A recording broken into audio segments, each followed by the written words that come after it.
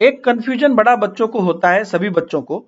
वो लोग बोलते हैं कि सर जब हमको जेडपीडी का क्वेश्चन आता है, जोन ऑफ प्रॉक्सिमल डेवलपमेंट का क्वेश्चन आता है, तो हम कब उसमें उत्तर जेडपीडी देंगे और कब हम उसमें उत्तर स्कैफोल्डिंग देंगे। कई बार आपको दोनों ही चीजें आपके ऑप्शन में रहती है। तो जेडपीडी आपका हो गया समीपस्थ विकास का क्षेत्र हिंदी में, और जो आपका स्कैफोल्डिंग है इसको हम लोग पाढ़ भी बोल देते हैं या बेसिकली मदद बोल देते हैं।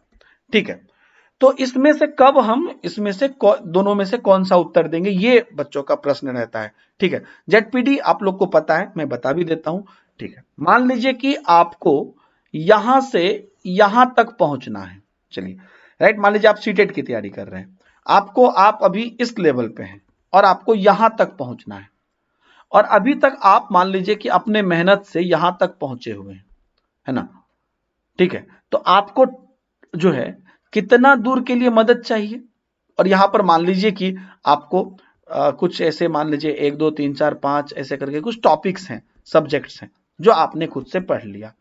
अब यहां पर भी आपके कुछ कुछ टॉपिक्स हैं जो आपको पढ़ने हैं, है ना।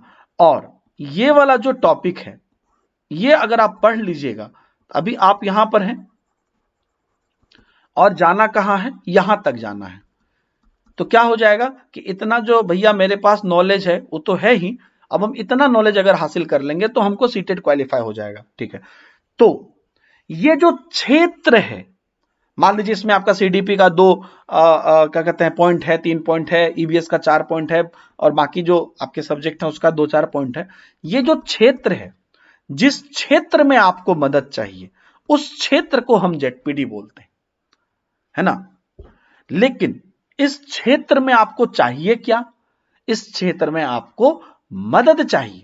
अभी मैंने क्या बोला, मेरे सेंटेंस को आपने सुना, जिस क्षेत्र में मदद चाहिए उस क्षेत्र को, उस एरिया को हम जेडपीडी बोलते हैं। तो एरिया में आपका क्या होगा, समीपस्थ विकास के क्षेत्र में क्या होगा कि वो सारी चीजें आ जाएंगी, वो सारे लिस्ट आ जाएंगे जो कि आपको बेसिकली उस क्षेत्र के अंतर्गत आना चाहिए, या जो चीज आपको करना है बेसिकली, जिसमें आपको वो मदद चाहिए। मैं बार बार क्या बोल रहा हूं, जिसमें वो मदद चाहिए। तो ये जो क्षेत्र है इसमें ये मदद चाहिए। ठीक है, अब देखिए हमको ये क्षेत्र हो गया कि भैया इतना क्षेत्र में हमको मदद चाहिए। अब इतना क्षेत्र को पूर्ति करने के लिए, ये सब चीजें पढ़ाने के लिए आपको कितना मैं हेल्प करूं। अब हेल्प की अगर हम बात करेंगे कि मैं आपको 2 महीना पढ़ाऊं, है ना, या मैं आपको क्या कहते हैं क्रैश कोर्स करा दूं, या मैं आपको कितना एफर्ट लगाऊं, वो जो मेरा एफर्ट होगा, जो आपको हेल्प दिया जाएगा, वो आपका स्कैफोल्डिंग होगा।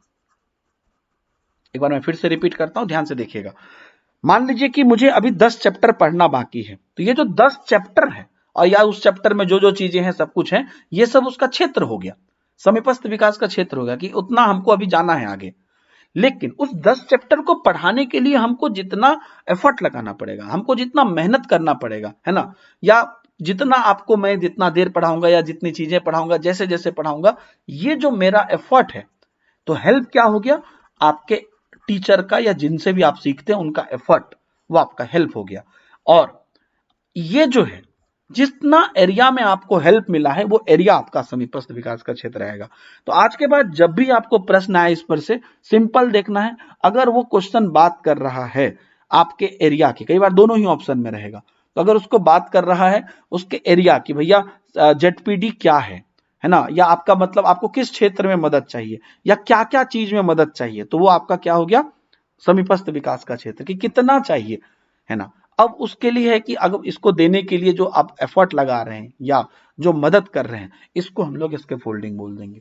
तो मुझे पता है कि आपको कंसेप्ट भी पता था, है ना, कि जितना आपको बेसिकली इतना आपको आता है, तो जितना आता है उतना तो कोई बात ही नहीं है, और आपको इतना और आगे जाना है, मतलब 20% आपको पता है, 80% आपको जाना है। तो 80% सिलेबस जो है, ध्यान से देखिएगा, 80% जो आपका सिलेबस है ये आपका हो गया जेडपीडी, और इस 80% सिलेबस के लिए जो आपको एफर्ट लगाना पड़ेगा टीचर को, वो हो गया आपका हेल्प। सिंपल सी बात है, समझ गए। तो यही आपका बेसिक डिफरेंस है। जब भी क्वेश्चन देखेंगे बस इतना सा सोचेंगे, सारा क्वेश्चन बन जाएगा। Thank you very much.